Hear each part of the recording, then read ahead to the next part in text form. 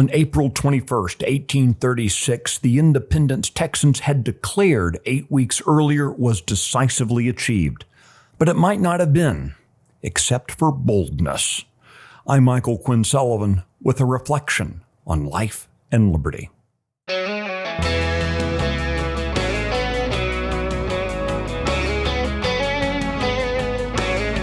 As the Texians made a series of strategic retreats in February and March of 1836, there were those who wanted to continue fleeing from the massive Mexican army. Some said they wanted to find a better battlefield. Others hoped to flee ignobly into Louisiana and leave the promise of Texas behind. Some even wanted to sue for peace, hoping the butcher of the Alamo and Goliad would show mercy. They all feared what they saw. A sorely outnumbered ragtag band of Texians going head-to-head against the better-gunned and professionally trained Mexican army under the command of the self-styled Napoleon of the West, General Antonio Lopez de Santa Anna. Yet on the fields of San Jacinto, the Texas militia demonstrated a bold, courageous commitment to their cause by exhibiting a shrewd willingness to exploit Santa Anna's arrogance. So it was a high-stakes gambit with only two possible outcomes that day.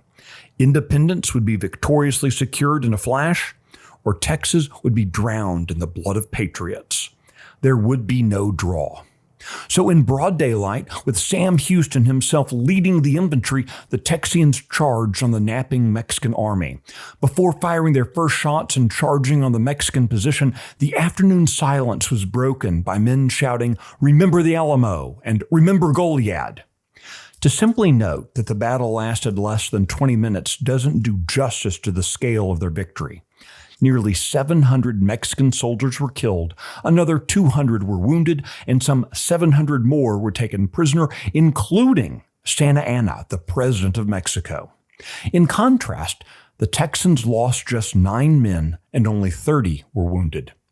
What was true in 1836 is true today. Liberty doesn't come in timid nibbles, but through bold actions. Never in history has liberty been expanded in a gradual series of small steps over time. Indeed, that's how tyrannies take hold.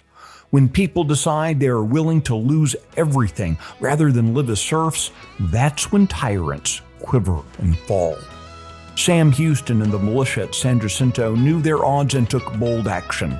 For the Lone Star State to shine even brighter in the years ahead, we must continually recommit to doing likewise.